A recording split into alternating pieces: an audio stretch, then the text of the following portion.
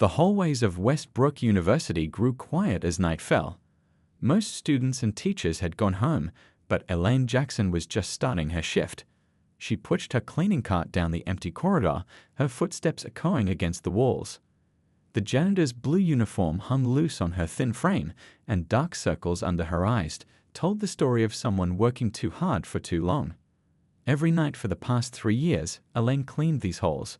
She knew every classroom, every office, every corner of the mathematics department. The professors and students barely noticed her during the day when she came to collect the trash or fix something broken.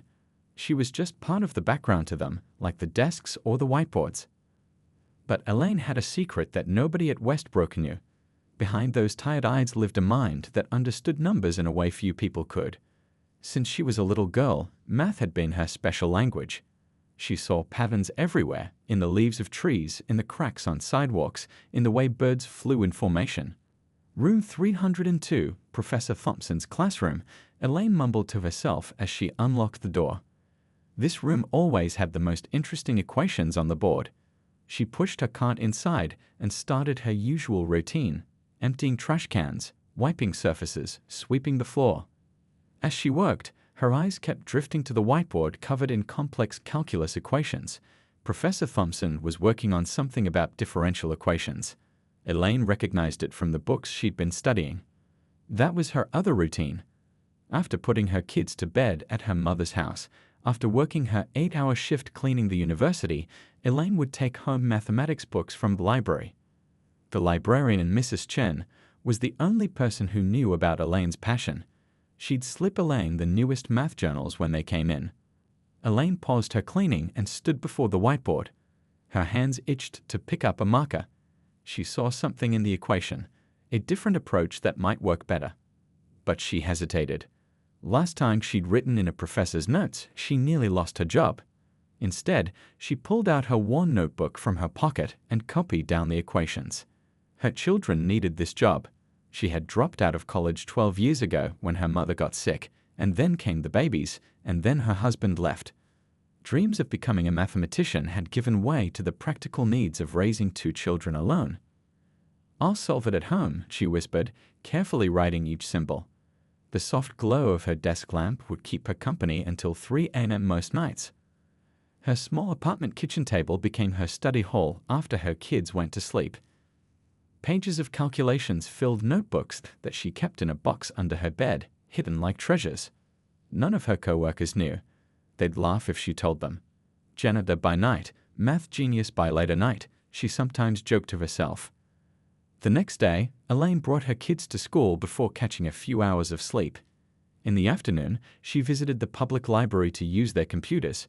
She'd been following an online math forum where professors and students discussed problems. Using a username that didn't reveal her identity, she had become one of the most respected contributors, solving problems that stumped even faculty members. One day, she promised herself while staring at the university buildings from the bus window, "One day I'll be walking through those doors as something other than the cleaning lady." That evening, Elaine found Professor Thompson's classroom particularly messy. Papers scattered everywhere, coffee spills on desks. As she cleaned, she noticed his equations from yesterday were still on the board, but with frustrated marks through sections of work. He was stuck. Elaine smiled slightly. She had solved this very problem last night at her kitchen table. The solution was elegant, requiring a perspective shift that apparently the famous Professor Thompson hadn't considered. She had no way of knowing that tomorrow night everything would change. Tomorrow night, Professor Thompson would forget his laptop and return to find Elaine in his classroom, setting up a confrontation that would turn both their worlds upside down. Professor Richard Thompson straightened his body as he walked through the faculty lounge. His Italian leather shoes clicked against the floor, drawing attention with each step. He liked the sound, liked how it announced his presence before he entered a room. "Good morning, everyone," he said, his voice carrying across the room where several professors gathered around the coffee machine. A few nodded in response. Others just sipped their drinks. Thompson poured himself a cup, not bothering to clean up when he spilled some on the counter. The cleaning staff would take care of it. That's what they were paid for, after all. "Did anyone read my latest paper in the mathematics journal?" he asked, not really expecting an answer. They're calling my approach to differential equations groundbreaking. Professor Lin, who taught advanced statistics, looked up briefly. Yes, interesting work, Richard. Interesting. Thompson laughed. It's revolutionary, but I wouldn't expect everyone to grasp the significance. He stirred his coffee with unnecessary force. Speaking of which, we have that diversity committee meeting later, don't we? I've prepared some thoughts on how we can attract more minority students to STEM programs. Professor Lin exchanged glances with Dr. Patel from the physics department. Everyone knew Thompson's speeches about diversity were just that, speeches. When it came to actually treating people with respect, especially those he considered beneath him, the man had a blind spot the size of Texas. Later that afternoon, Thompson stood at the front of the conference room, waving his hands as he spoke passionately about inclusion. We must create pathways for underrepresented groups, he said. Too many brilliant minds are overlooked because of systemic barriers. After the meeting, he walked back to his office, barely acknowledging the maintenance worker fixing a light in the hallway. The man said hello, but Thompson just brushed past him. In his classroom, Thompson erased yesterday's failed attempts at solving his current research problem. The math wasn't cooperating, and it frustrated him. He'd been stuck on this particular equation for weeks. His reputation rested on finding a solution soon. He scribbled new formulas on the board, working until his hand cramped. Still nothing.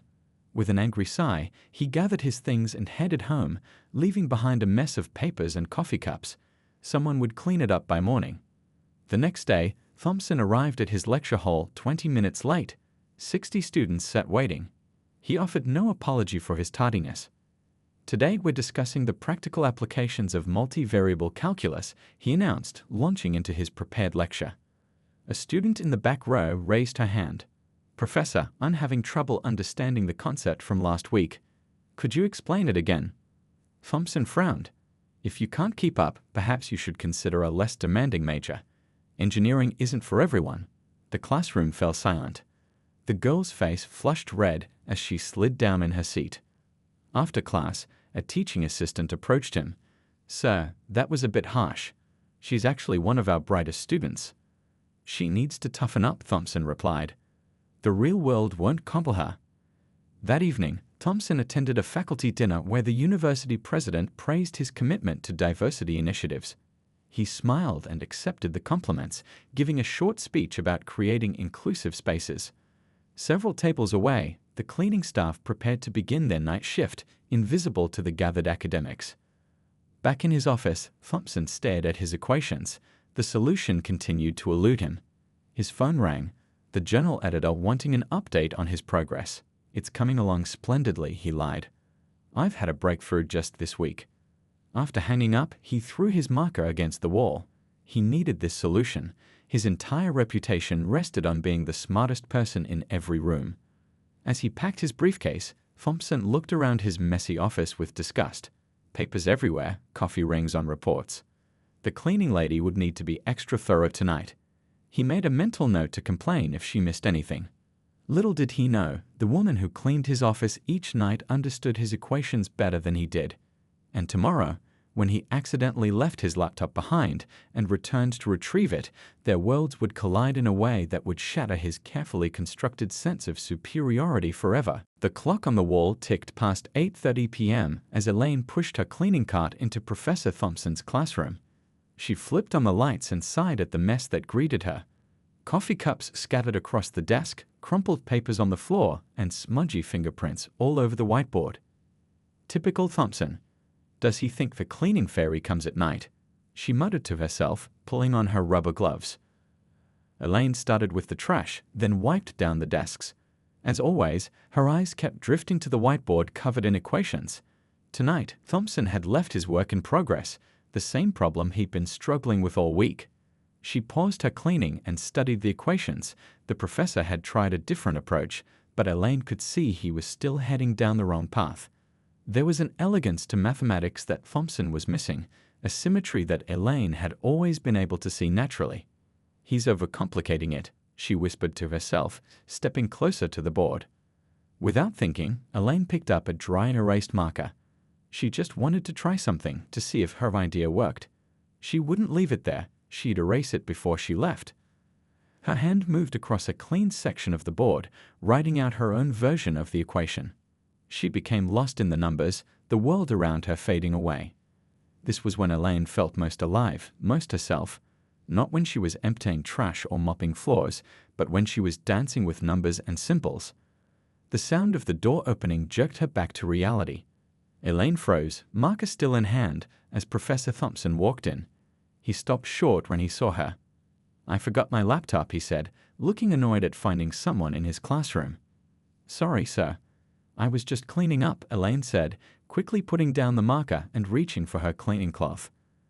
Thompson walked to his desk, grabbing his laptop, then glanced at the whiteboard. His eyes narrowed when he noticed the fresh equations in the corner. "What are you doing with my work?" His voice had an edge to it.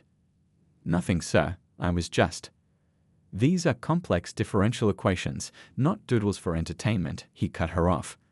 "This is important research that I doubt you would understand." Heat rose in Elaine's cheeks. She'd faced this kind of talk before, but it never stopped stinging. "I understand more than you think," she said quietly. Thompson laughed, a short, dismissive sound that bounced off the classroom walls. "Really? Did you take advanced calculus while getting your janitorial certificate?" He walked to the board, pointing at her work. "Do you even know what this symbol means? Or this one?" "That's a partial derivative," Elaine answered. "And yes, I know what it means." Thompson blinked, surprised she knew the term. But his surprise quickly melted back into condescension. "Anyone can memorize a term. Do you understand how it functions in this equation?" Something in Elaine snapped. All the years of being invisible, of hiding her intelligence, of dumbing herself down so people wouldn't feel threatened, it all bubbled to the surface. "Your approach won't work," she said clearly. "You're trying to force a conventional solution on an unconventional problem." Thompson's eyebrows shot up. "Excuse me. The symmetry you're looking for isn't in the standard formulation." Elaine pointed to his original equation. "See this variable here? You're treating it as a constant, but it's dynamically linked to these terms." Thompson stared at her, then at the board. "That's not." "Try looking at it this way," Elaine continued, taking the marker again. Her hand moved confidently across the board, reworking his equation. "If you approach it from this angle, the pattern emerges naturally." The professor watched, speechless, as this woman in a janitor's uniform rewrote his research work with the confidence of a seasoned mathematician. That's not possible," he stammered. "Where did you learn this?" Elaine put down the marker and returned to her cleaning cart. "Books. The internet. Your lectures, sometimes when I'm cleaning in the back of the hall." Thompson looked from Elaine to the board and back again, his entire worldview cracking before his eyes. "Who are you?" he asked, his voice barely above a whisper. Elaine met his gaze. "Just the cleaning lady, Professor. Just the cleaning lady who can solve your impossible equation." The classroom fell silent. Professor Thompson's mouth opened and closed like a fish out of water as he stared at the equations Elaine had written. His mind raced to make sense of what was happening. A janitor solving complex mathematics. It had to be a fluke, a lucky guess. "You must have seen this somewhere," he finally managed. "Perhaps in a journal or online." Elaine shook her head. "No, sir. I've been working on similar problems for years, just never had anyone to share them with." She paused, then added, "Your approach was good, but you were making it harder than it needed to be." Thompson's face flushed. Being corrected was bad enough. Being corrected by the cleaning lady was unbearable. "This is highly irregular," he said stiffly. "I'd appreciate if you wouldn't touch my work in the future."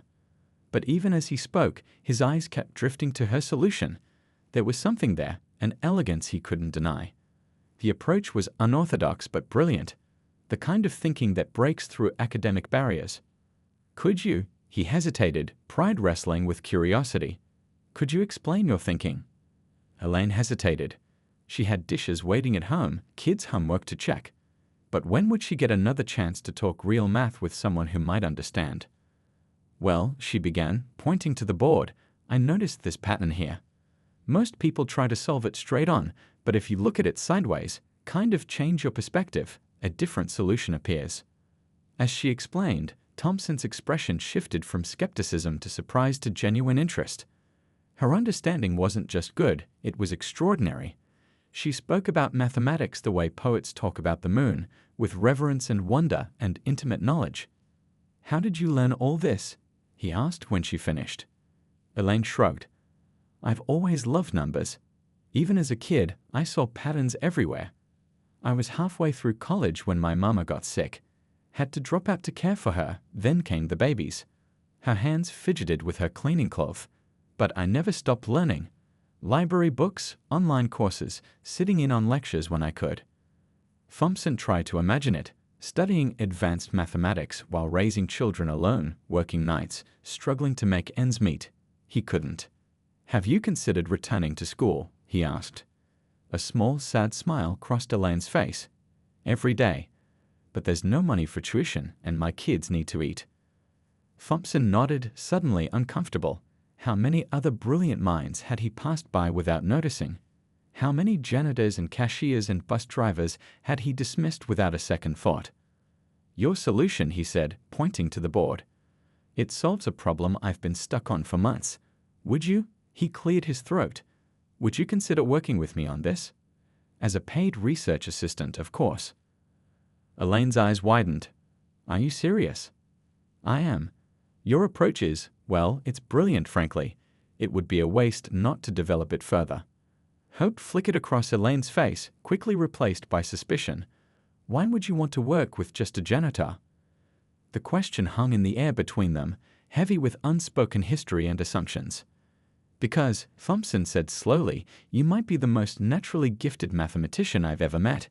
And I've been teaching for 20 years. Tears pricked at the corners of Elaine's eyes.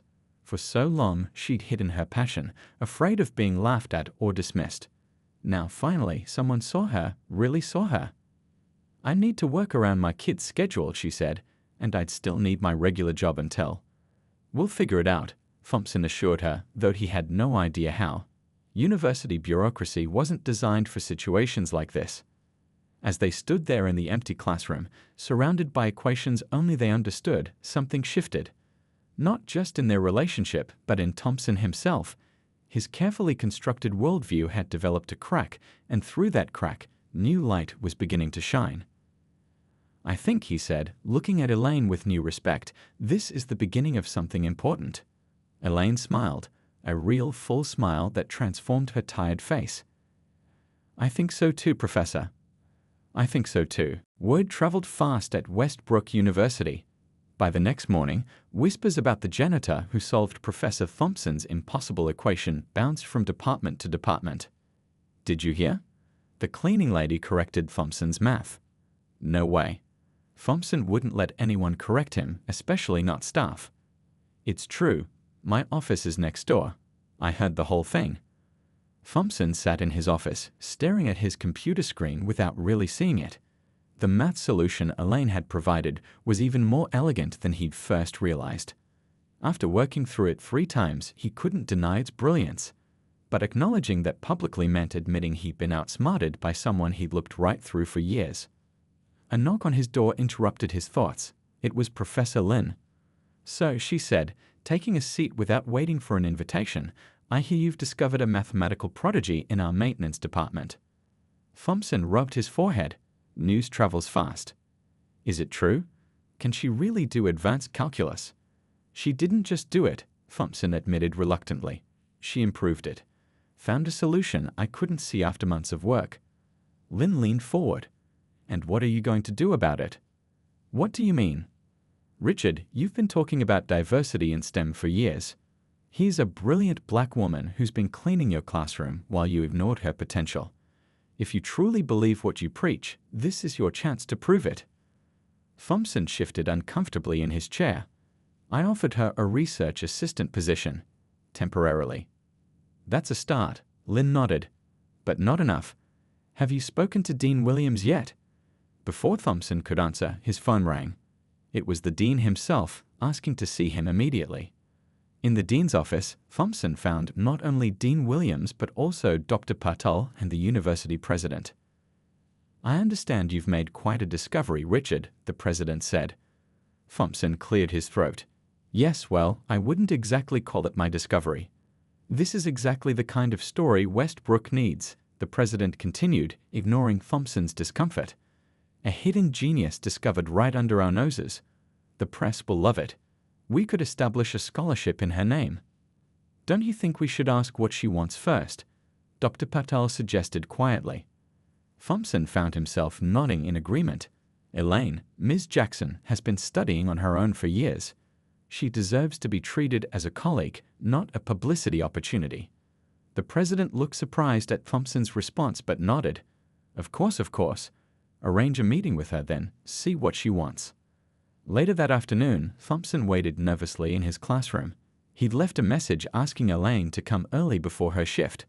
When she arrived, dressed in street clothes instead of her uniform, he'd hardly recognized her. "Thank you for coming," he said formally. "I wanted to discuss your future here." Elaine sat down cautiously.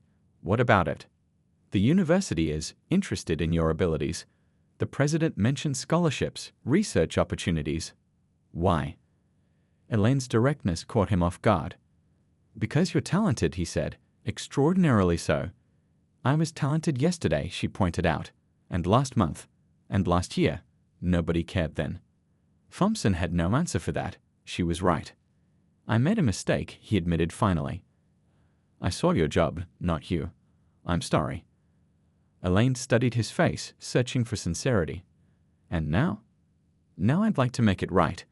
The university wants to offer you opportunities, but it should be your choice, not ours. What do you want, Elaine?" She took a deep breath. "I want to finish my degree. I want to do research. And I want to make sure my kids have opportunities I didn't have." Thompson nodded. "Then that's where we'll start."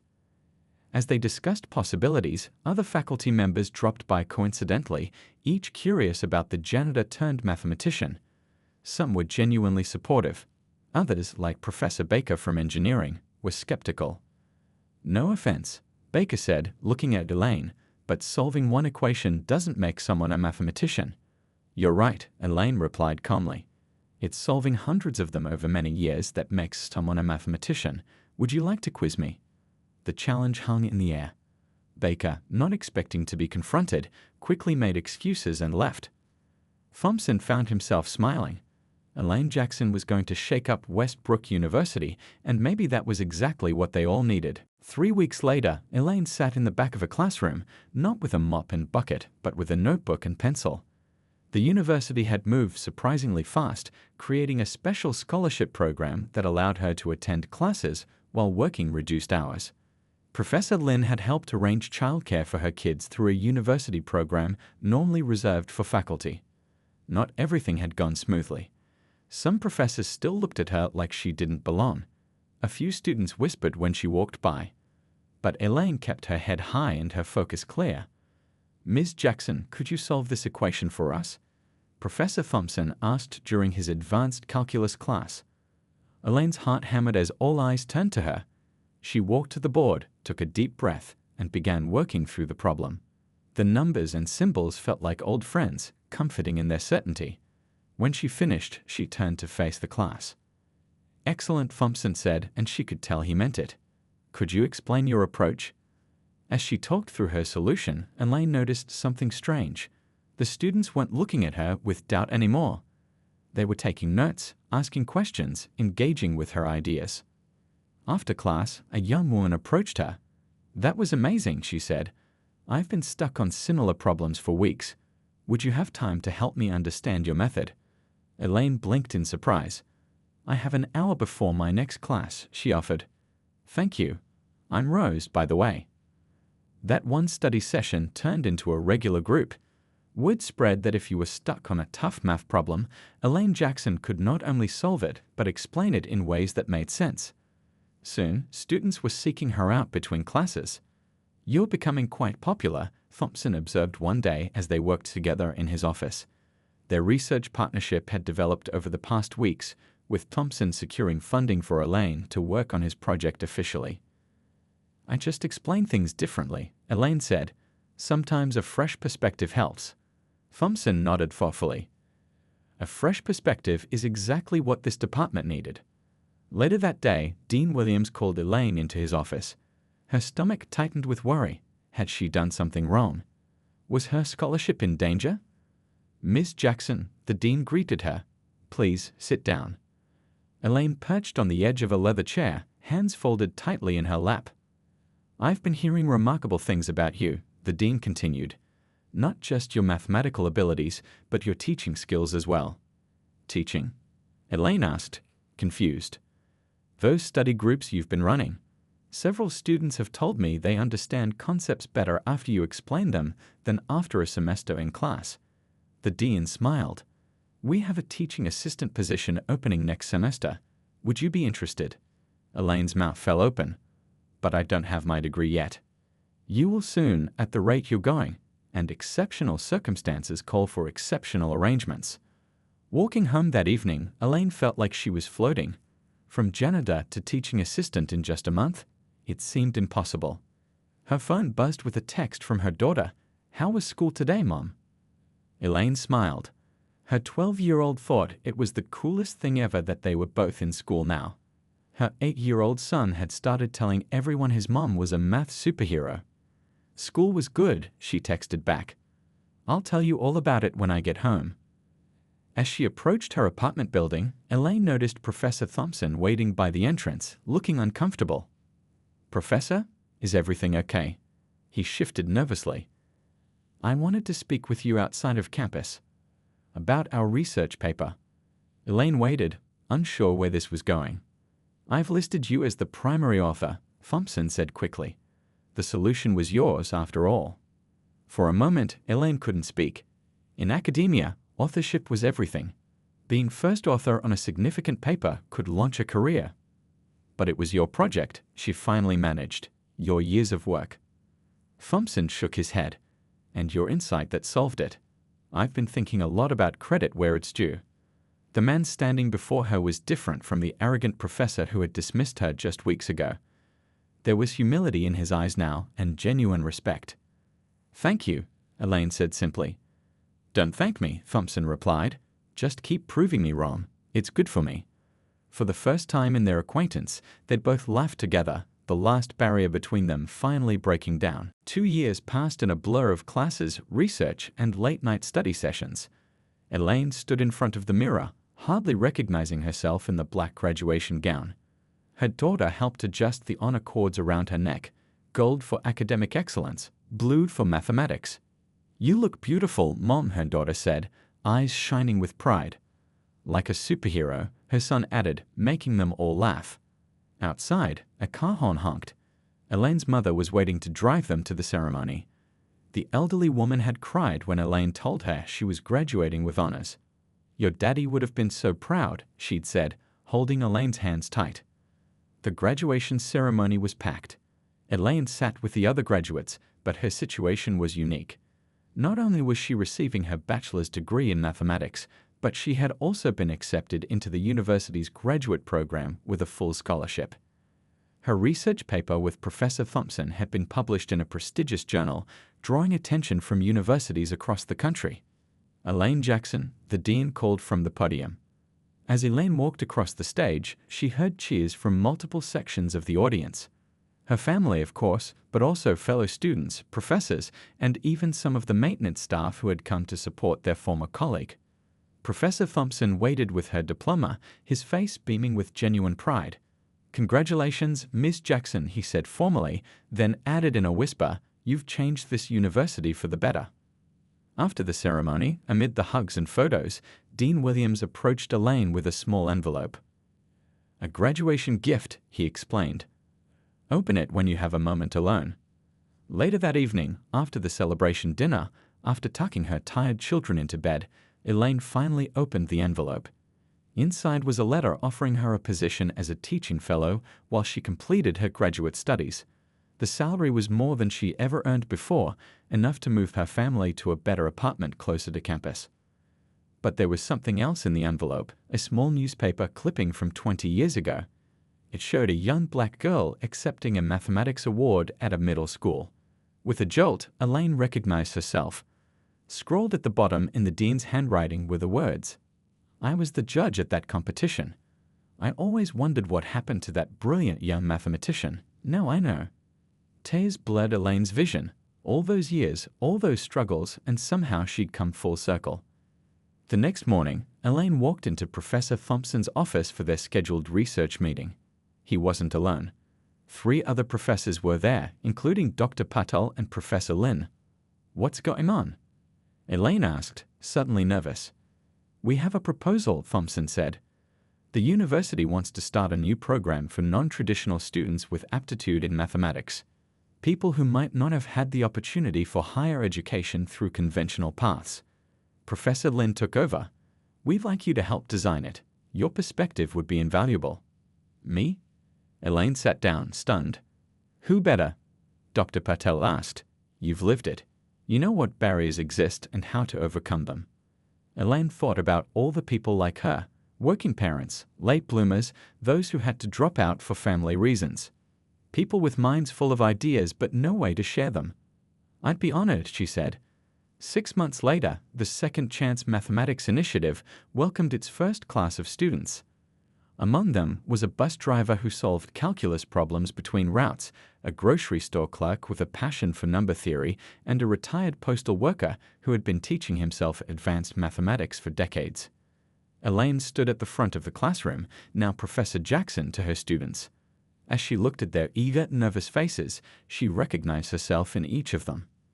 "Mathematics isn't about how quickly you get there," she told them, thinking of her own winding journey. "It's about seeing patterns others miss, asking questions others don't think to ask. It's about persistence." She smiled at Professor Thompson, who sat in the back of the room, there to support her first day of teaching. Today, Elaine continued, "We begin a new chapter, not just in mathematics, but in proving that brilliance comes in all forms, from all backgrounds. And it's never, ever too late to shine."